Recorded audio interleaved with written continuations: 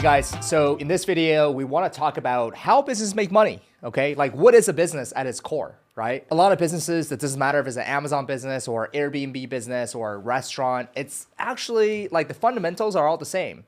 So what's really cool is through this course, you're learning a lot of transferable skills. I know many of you have your small business already. There's many small business owners.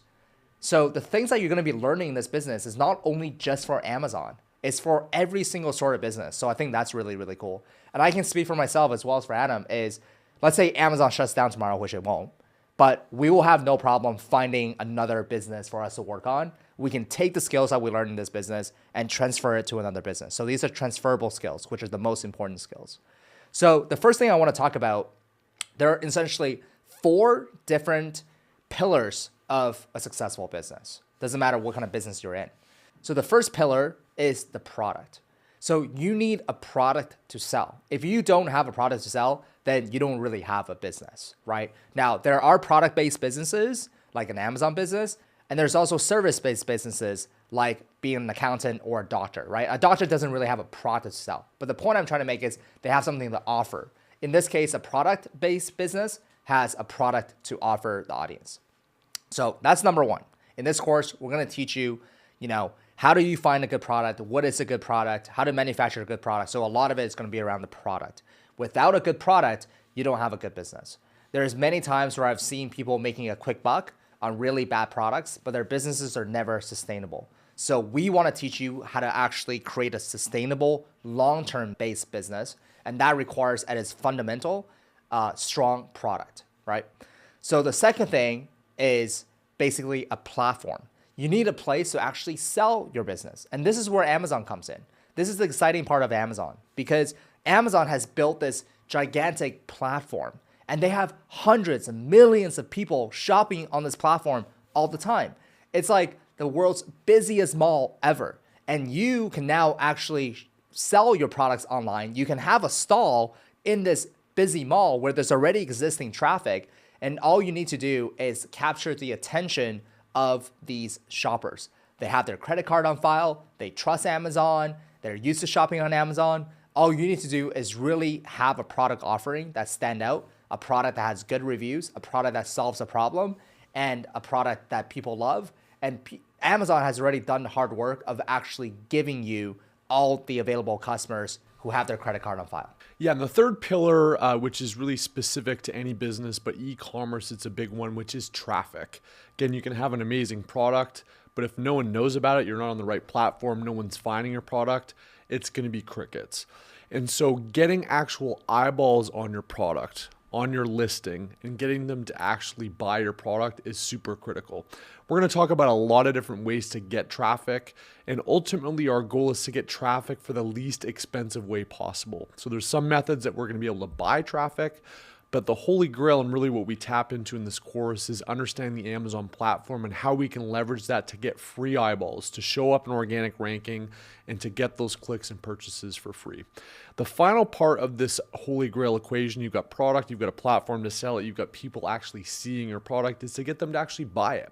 Again, we've got to find compelling ways, we've got to understand the mind of our consumers, we've got to be able to create product listings, imagery, writing our actual listings such that they want to buy it, that we address their concerns, that we walk them through the buying process. And again, there's a ton of different videos that we're going to get into this. So those are the 4 pillars critical to any business, and we're going to tap into all of those specifically for e-commerce and Amazon specifically. That's right. And there's also different departments of every single business, right?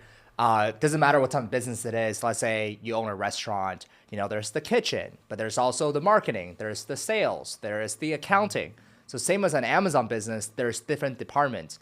And I guess the challenging thing of any business and why so many business, go out of business the very first year is that you really need to know kind of a lot of you need to know all these different things, right? And a lot of people they don't have the previous skills of accounting. Not saying you need to be an accountant to sell on Amazon. That's not what I'm saying. But you need to know the most basic of how to keep track of how much money you spend, how much money you made. You maybe don't have any skills in marketing, right? You never sold anything, so you need to learn that. So in an Amazon FBA business, there's the marketing and sales, which every single business needs, right? There is the accounting, so you actually need to know, how much money you made, how much money you lost, how much profit, so on and so forth. You also need to know the operations. So this is when you talk to Chinese suppliers, you sample your product, you source your product, all that type of stuff. That's the operations side of things. And then you got your customer service, basically, serving your customers, making sure refunds are issued, or if someone has a problem with your product, you can send them the email. But there's different departments of any business. And I would say in an Amazon business, those are like the 4 most critical. Yeah. Would you say there's like any other departments that you'll add in there? Or no, I think that's critical. And I would just say one other thing too is like, I think a lot of people feel like they've got to be perfect and have the absolute knowledge in each one of those areas. Mm-hmm. I think what we will preach in this course and teach in this course is you need to know enough to be dangerous. Yeah. You don't need to be perfect at everything. 70% good at a lot of areas is often enough. And so don't get wrapped around the axle of, hey, I don't know everything there is to know about traffic or conversion. We're going to teach you the core stuff, yes, the critical path to getting there. I think that's another important thread. Yeah. And I think the future of any business is hire other people that are really good at that, that's better than you, and letting them run the department. Right? So obviously, I'm jumping way ahead, but you never want to work like on your business 24/7 for the rest of your life. You want to basically place the right people in there. For example, like right now we have a videographer shooting this for us. Like I'm not the best videographer, but I know how to turn on the camera. Yeah. Like if I really have to shoot this, I can. I know how to set up a tripod, but that's all you need to know. You don't need to know the in and out and like the label, the wire, the setting, this and that. That's not what we're trying to do, right? So when I say the word like accounting or finance, like this is not a finance course. This is not an accounting course. I'm just saying that, these are the different departments that you need to run your business. And at the very beginning, you have to kind of learn everything. But we'll teach you that. So don't worry. It's going to be very fun, very easy. And see you guys in the next video. So I want to give you a quick history of Amazon, how it came out to be the world #1 shopping center online. And who is Jeff Bezos? How did he create the Amazon idea? I think it's a really, really fascinating story. By the way, if you want to learn really a lot more about how Amazon was created, I'm going to link a book down below. And it's a great book on basically like a biography of Jeff Bezos. So Amazon was founded by Jeff Bezos in 1994 as an online bookstore with the goal of creating the world's largest bookstore. So Bezos initially started the company in his garage in Seattle, Washington, and then began by selling books online, which were cheaper and more convenient for customers to purchase than in traditional brick and mortar bookstores. As the company grew, Amazon expanded its product offerings beyond books, adding electronics, clothing, and other consumer goods to its platform. This expansion allowed Amazon to become a one-stop shop for customers and providing a convenient and seamless shopping experience. In 2000, Amazon launched its marketplace, which allowed third-party sellers like Adam and I and you to sell products on Amazon's platform. This move helped Amazon expand its product offerings even further and allowed to compete with other online retailers. Over time, Amazon's marketplace has grown significantly, with millions of third-party sellers now using the platform to sell products. And Amazon's success in this area can be attributed to its commitment to providing a seamless and easy-to-use platform for both the sellers and customers, as well as its focus on providing excellent customer service and fast shipping times. Now today, Amazon is one of the largest companies in the world with a market capitalization of over $1.6 trillion. Its marketplace is a key driver of its success, and the company continues to invest and innovate on its platform to maintain its position as the leading online retailer. So Amazon, really what it is a marketplace, right? And where there are buyers and sellers, similar to like a night market or like a farmer's market if you've ever been to one, right? So Amazon makes money when we sell a product. So they take a commission, right? Ranging between like 8% to 15%. Later, we'll discuss more about that. But they take a commission, and I think that's fair, right? Amazon brought all the customers. Amazon built all the platform, the infrastructure. So yeah, let's take a small percentage as commission. That's fine. Now, Amazon wants to make a lot of money. That's the goal of Amazon. So they reward those people that sell a lot of products. Why? Because people that sell a lot of products also make Amazon a lot more money because they take a commission from each sale. So Amazon actually gives priority to ranking to those who sell the most. I'm going to say that one more time. Amazon gives priority to ranking because there's many people selling the same thing on Amazon. Amazon has to rank 1, 2, 3, 4, 5. So how do they decide that? based on something called sales velocity, also mean how many units a month or a day or a time period these listings selling. Because again, Amazon wants to make a lot more money. Always follow the money, right? That's like a really good saying in marketing or in business. Always follow the money. So, but in order for you to sell the most, you need a good product, you need good marketing, and you need good reviews, right? So when you get a lot of good products, you get a lot more reviews. And the customers look at your reviews, they trust you, then they buy more. So you see, this becomes like an Amazon, like it's called a flywheel effect. The more you sell, the higher you get ranked. The more reviews you have, the higher you get ranked, the more you sell. So it's a flywheel effect. So all of this works only if you have a good product that solves a problem. You can't make money, Amazon can't make money if your product is bad, if your product is shitty, if your product doesn't solve a problem, if your product is generic. Your product must be good quality, it must solve a problem, and it's something that people truly want. All right, so part of understanding Amazon is to actually understand the algorithm that goes into determining what products show up in organic search. Now, not everybody knows this because obviously Amazon's not going to reveal their algorithm, but there's been a lot of study and reverse engineering by a lot of smart people to understand what goes into what's called the A9 algorithm, which is a set of basically mathematical and data points that Amazon uses to determine what shows up in organic search. And what's really cool about Amazon is basically somebody types in a keyword, right? So they go in, they have a product they want to find, say a red spatula, they type that in. And what we're going to talk about in this presentation are some of the elements that you can understand and leverage to get those data points and to get that footprint of information so that your product shows up on page 1 of organic search. The other thing that we need to understand here is we want to get as many organic or basically unpaid sales as possible. So there's 2 real ways to get sales on Amazon. One is to pay for traffic using Amazon pay-per-click. On a related vein, you can pay to drive traffic to your listing as well or to bring external traffic to your site. The other thing is to actually get organic search where you basically get free clicks from Amazon, basically by being in a good position on organic search. Yeah, I mean, how I like to explain this, right? If we think about a traditional business, let's say you open up a restaurant.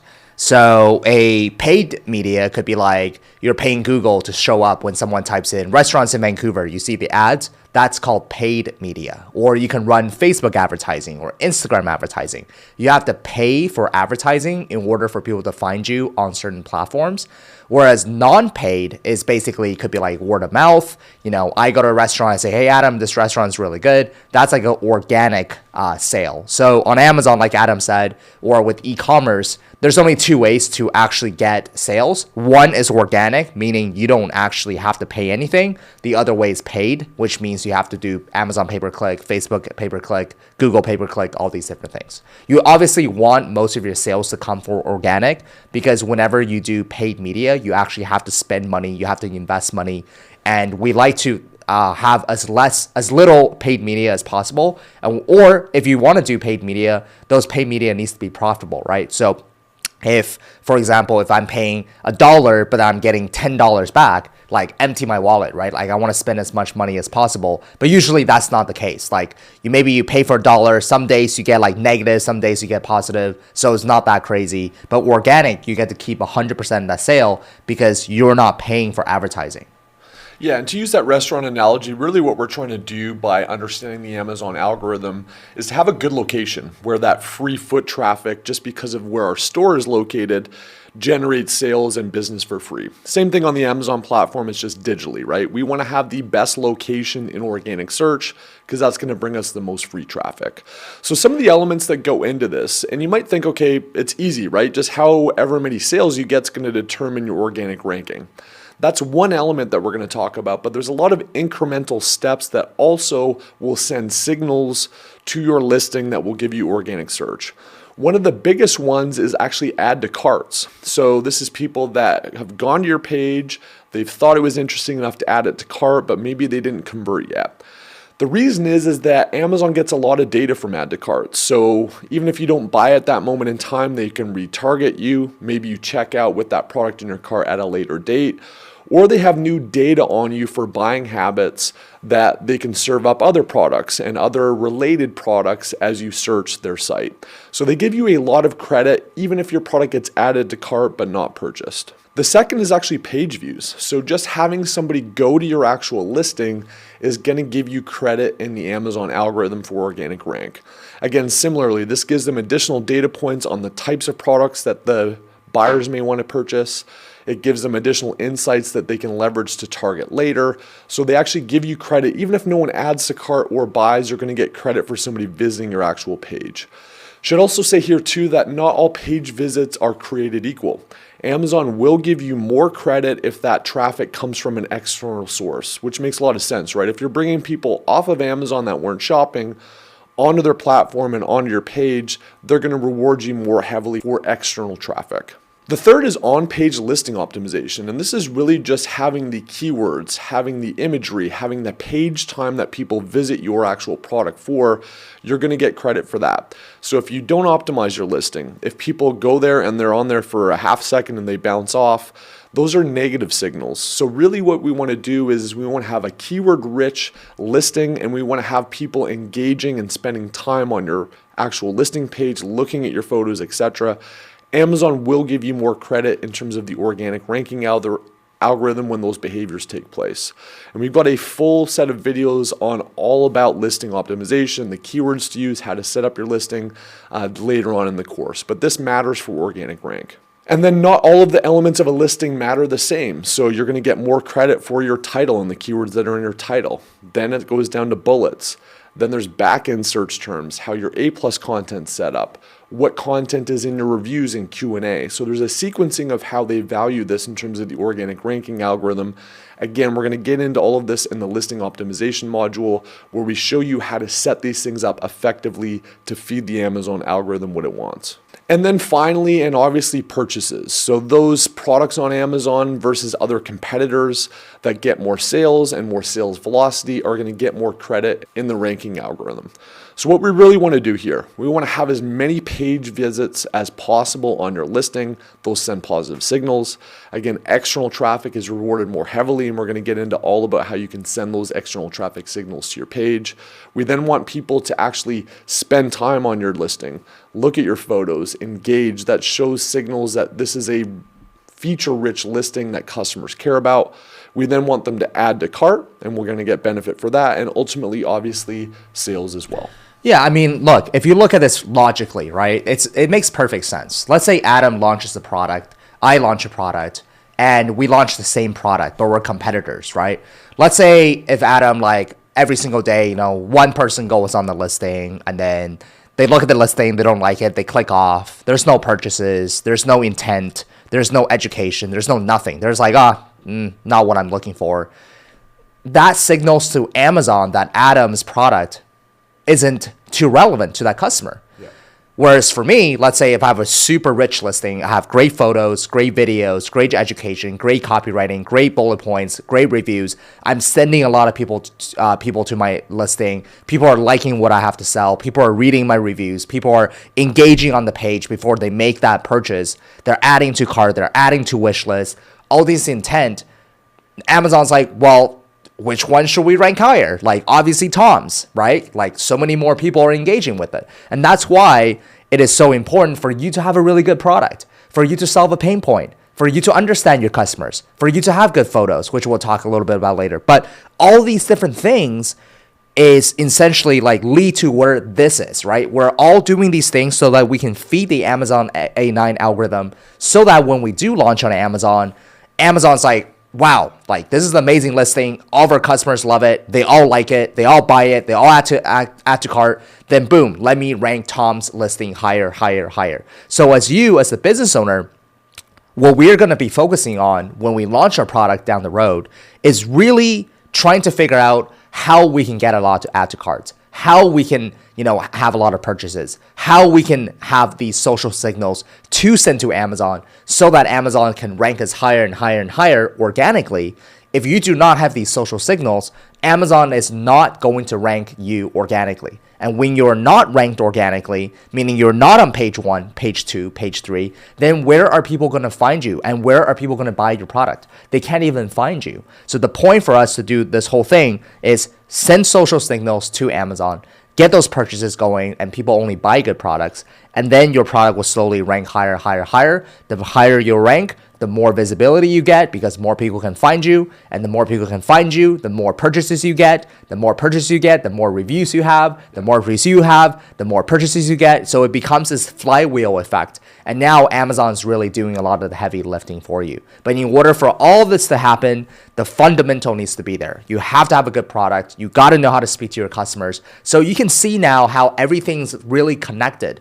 Business is not where you do this, then you ignore that, then you do this, ignore. Everything is linked. Just like our body, everything is linked. So yeah, this is the A9 algorithm. And again, in the future videos, in the early videos, everything that we're going to be talking about, don't forget about this algorithm. Everything we're going to be talking about, the ranking tactics, the advertising tactics, is to feed this algorithm so that we can get ranked higher organically. All right, so one of the amazing and incredible things about Amazon is it's very data rich. We know roughly how competitors are selling on a monthly basis. We know roughly what our product will sell for if we execute our launch effectively. And we can really reverse engineer and understand how this business will grow and map out over time. So if you want to make $1 million, that's absolutely feasible. But more than just being feasible, we can actually calculate and understand what it's going to take in terms of the types of products that we want to launch and how many products we want to launch over time to achieve that goal. But it's not going to happen by accident, right? Just because you want to make $1 million doesn't mean that it's just going to happen. And so what we've done is we've created a growth calculator that's going to help you to reverse engineer mathematically and understand what it's going to take for you to achieve various revenue goals.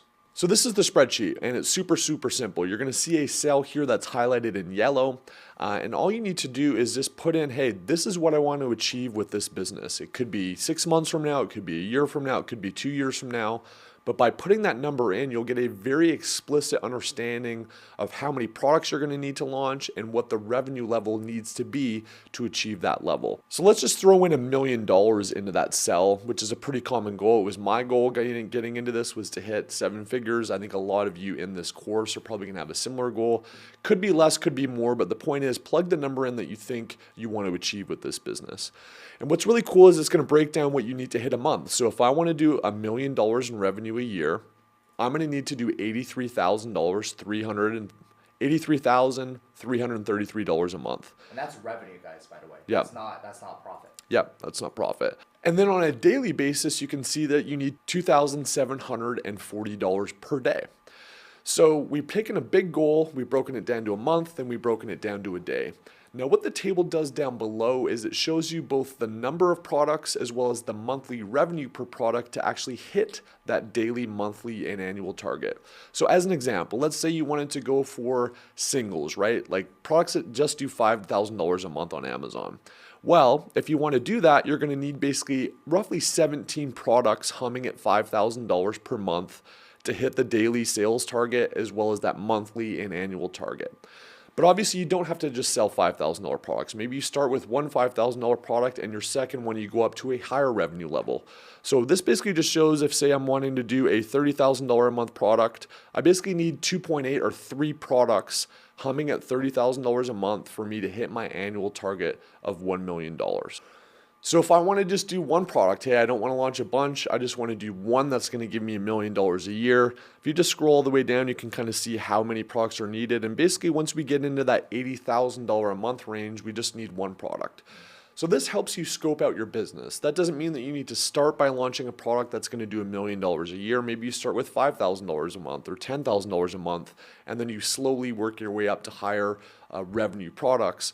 But this helps reverse engineer it. It takes this big goal that maybe seems a little esoteric and I don't know how I'm going to get there, and it makes it incremental so you can understand what it takes to get there. All right, so we wanted to talk a little bit about the various Amazon-specific business models that you can leverage to make money, because you might have seen a lot of other opportunities that you've come across.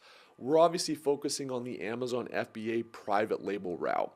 All right, so what is private label? Obviously, you bought this course because you wanted to understand how to build an Amazon FBA private label business. And that's the model that we believe in the most and we think is the most highest leverage, best way to build an asset that can actually change your life. But there's other ways on Amazon to make money, some of which you may have heard of, some of which you may have not. But we wanted to break down all of the different approaches that people leverage Amazon to make money so we can just understand the spectrum of things that are out there. So there's private label, which we're going to talk about and is really the foundation of this course. But there's also other methods like wholesale arbitrage, Amazon affiliates, and even drop shipping. So let's start with the core foundation, which we're going to focus this course on, which is Amazon private label. Basically what private label is it's basically taking a product that you sell to a customer and we're going to custom develop and custom brand that product.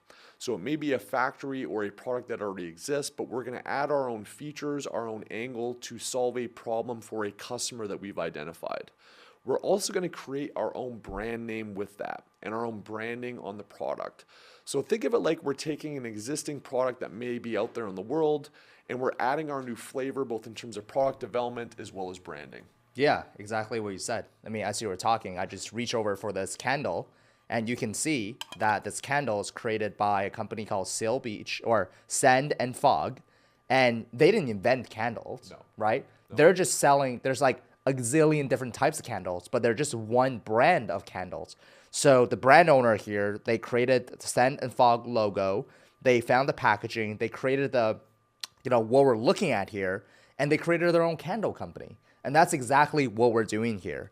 And it's the best way to build a business because you own 100% of that. You are the creator of that. It's your vision and you're putting everything on paper and you're bringing that into reality. So, something with Sadara, for example, we created a skincare company.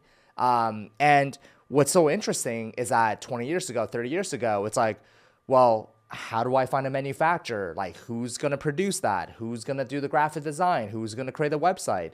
And nowadays, you can find manufacturers on Alibaba that they just produce the product. You can put your own logo on it, and boom, you created your own brand. That's what we're trying to do here, is we are creating our own brand. Yeah, exactly, Tom. And I think what's really interesting about the approaches that you're going to learn in this course is how do you do that differently? How do you focus on a customer?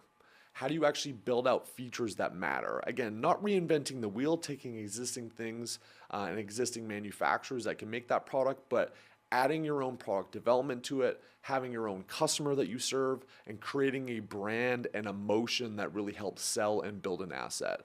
And on the concept of building an asset, that's what's really amazing about this model, is this is something that you're selling products and you're building revenue and margin in a business, but it's something that can actually be sold. I exited a business that completely changed my life that was focused on this model. Tom did the same. So look at it like you're building a business, an asset that can actually be sold, and it's also generating value and income as you scale and grow that business. Yeah, absolutely. Like, again, going back to, the restaurant analogy, right? It's like we're creating our own restaurant here. We're not opening up a franchise. We're not opening up the McDonald's or A&W or Subway. There's people that do that and, good for them. But like, I want to create my own Subway. I want to create my own McDonald's. I want to create my own brand, right? Something I'm proud of, something that's in here, and then something I can put out in the real world. And I think that's like really the most exciting part. It's, if you go open up a Subway, like everything is, oh, you can't do this, you can't do that. Oh, you can only advertise this way. You can only advertise that way. You can't open a location here. There's so many restrictions. Yeah, they give you a lot of stuff, but there's so many restrictions. And for me, the cool thing about private label is the fact that you own everything. You can do whatever you want. There's absolutely no restrictions. Why? Because you created the brand from scratch. Yeah. And why we leverage Amazon FBA specifically as a sales channel is there's a lot of embedded traffic. So that's one of the huge benefits is there's literally 200 plus million Prime users in the US. So we're tapping into existing traffic. They also have a lot of the operations. Frankly, I wouldn't want to do this business if I had to handle all of the shipping to individual customers, if I had to do all the customer support. So a lot of the operational heavy lifting is actually done by Amazon, but it's an end-to-end process and business that you own. that you build from scratch, and we're tapping into an existing fleet of both traffic as well as operating infrastructure to make it happen. Now, another alternative way that people have made money on Amazon is basically wholesale and arbitrage. And just want to kind of call out what's different about private label versus these models. So wholesale arbitrage is basically not your product. It's someone else's existing brand, someone else's existing product. All you basically are doing is you're buying that product and you're actually selling it on their behalf. And it's usually about 10% of the margins, whereas in the private label space, you're looking at 30 to 40+% margins. So you're taking you're basically a middleman. You're taking a smaller slice of the pie, you're going onto an Amazon listing and you're selling them. Yeah, a good example of that is, Duracell batteries, for example, right? Like we all know Duracell batteries, they've been around for a long time. But let's say that you have a special connection to a distributor who can help you to get these Duracell batteries for much cheaper because of a family tie or whatever it might be. You can buy these and you can actually sell someone else's product, in this case, Duracell, on Amazon. So Duracell is already on Amazon. You will simply pop up on there as one of the competing offers under the buy box, and you'll just be another seller. Now, it's not fun. It's not sexy. It's not, you can't create your own you don't have your own customers. You're selling someone else's product. You can never sell the business. If one day, let's say you want to sell the business for multiple 7 figures, 8 figures, can't really do that. You're always seeking for the lowest price that you can get something on. You're always, price hunting. You're always negotiating. You're always trying to, penny pitching basically. And you can't create social media content. You can't really create TikTok. If anything, you're working for Duracell, in my opinion, right? So you got yourself a boss. In this case, it's Duracell. So not a huge fan of that model, at all. Yeah, and I think what we are focused on with this is leverage, right? So any of these businesses, or any business for that matter, requires work. Requires upfront work, and over time it needs to scale. I think the downside specifically to wholesale is it's not high leverage. It's almost like a day job, right? You've got to have an input to get an output. What we're doing with private label is we do a bunch of inputs, and then over time you get massive outputs even when you're not putting inputs and effort in. And so it's all about scalability and leverage, something you lose in wholesale. We want to be the Duracell. We want to create the next Duracell so other people can do this for us, right? Why are we working for Duracell or trying to, we want to create the next Gatorade. We want to try to create the next Duracell. And my students have created amazing brands, and that's so much fun. You can there's so many other ways you can leverage in order to build that brand. So yeah, we don't recommend arbitrage. We don't recommend wholesale. Now, if someone wants to try it out, why not, right? Try it out, learn the Amazon platform. But we definitely think private label is the way to go. And I know friends, I know people that do retail arbitrage. I know people that do wholesale. You might have heard this other thing called retail arbitrage. So basically, this is a day job, right? Yeah. So they take a little scanner. They will go to the local Walmart. So let's say there's something on Amazon, this product is selling for $10. It's a big brand, right? So it's the Duracells or Kleenex or something that everybody knows. They will go to the local Whole Foods, and then they'll scan every single Duracell or whatever, and then they'll see if maybe this product's on sale. They're like, oh wow, I can get this product for on Amazon, sell it for $10. Maybe I can just buy it for $3. I can send it to Amazon. I can make $3 margin, whatever it might be. But the problem with that is you are literally going to dollar stores, Walmarts, every single day. You're trying to buy a bunch of stuff that you don't own. And if it doesn't sell, you own all the stuff. It's you're getting yourself a job, and we're trying to teach you how to create a business and not getting you a second job. Yeah. A third way to make money on Amazon that some folks do is called Amazon affiliates. This is basically typically content creators, people with an audience, whether it's an Instagram, social account, TikTok account, and they've got a product they want to recommend, and they use an Amazon affiliate link. And anytime somebody clicks on that link and goes to Amazon and they purchase something, they get a commission. Usually it's about 3 to 5%. The other opportunity here is people that do YouTube channels. They might do top 10 products in this and have a bunch of affiliate links, or they might have a page that ranks really well on Google search, and they'll list those products, and anytime somebody purchases, they make a commission. So a little bit more scalable than the wholesale model, but obviously you need to do a lot of content. You've got to build up an audience. A lot of these things take years. And again, at any moment in time, in fact, the commissions used to be 10%, and then they dropped them down to 3 to 5%. Amazon could change the rules. It's not a sustainable, sellable business model. And so, but Amazon affiliates is another way that people have made money on the platform. Yeah, and again, you don't own anything. You're someone else's salesperson. Like, we want to create a brand where we have Amazon affiliates that push our product, right? So ultimately, we're trying to create a next brand. And in order to do that, you have to start a private label business. Yeah.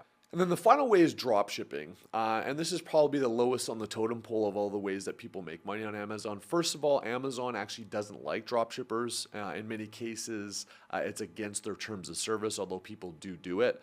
And this is basically where people don't even touch inventory at all. So they'll find something for a price that's cheaper, usually on another site, and then they will list it on the Amazon platform and basically ship it from that other site to the end customer and make the markup in between.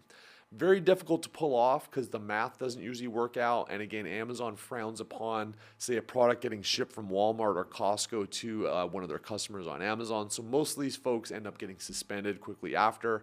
But this is typically a way that a lot of people have made money early days, basically doing this online dropshipping arbitrage model. So as you go through the FBA Masterclass course, there's a lot of elements of the business as you piece together both your product strategy, your brand strategy, your listings, your keywords, your ads. There's a lot of dynamic elements.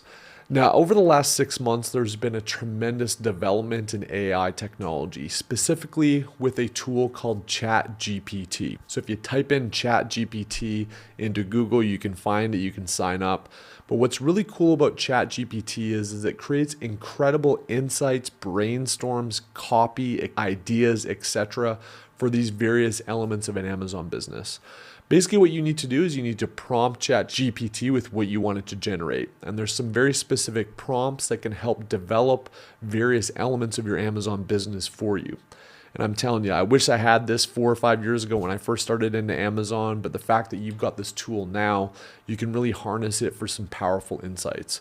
So we put together a Google document that's linked down below that shows a lot of different various prompts for different elements of the Amazon business that you may want to leverage as you build out your products, your brands, and your overall strategy. We've got some on keyword research, how to develop and use product listing copywriting, how to analyze your reviews and the reviews of your competitors, customer service that you or people on your team can use, branding, and understanding your customer avatar, how to optimize an existing listing, how to write appeals to Seller Central support if you've got issues going on with your products or your brand within Amazon. And then finally, ad copy that you may want to use for some of your headline ads. So across all these different areas of the business, you can find those prompts down below. We definitely suggest that you get comfortable and download ChatGPT because it can really be something that can optimize and give you ideas for improving your Amazon business. We're also going to have some specific ChatGPT videos in various modules in the course that will focus on a specific area, so check those out. But use this advanced technology. Again, a lot of what we teach here and what we recommend for our students is to do things that other sellers aren't doing. If you can put yourself in that top 5% of strategies and tools, you really set yourself apart strategically from your competition and what everybody else is doing in the Amazon space. These unique touches, these incremental improvements, these strategic elements that you deploy within your Amazon business can really add a ton of value over time, help set your products apart, help set your brand apart, and really help you scale and grow. So use those prompts, get comfortable with ChatGPT, and check out some of the other videos in the various modules for how you can harness this technology to your advantage.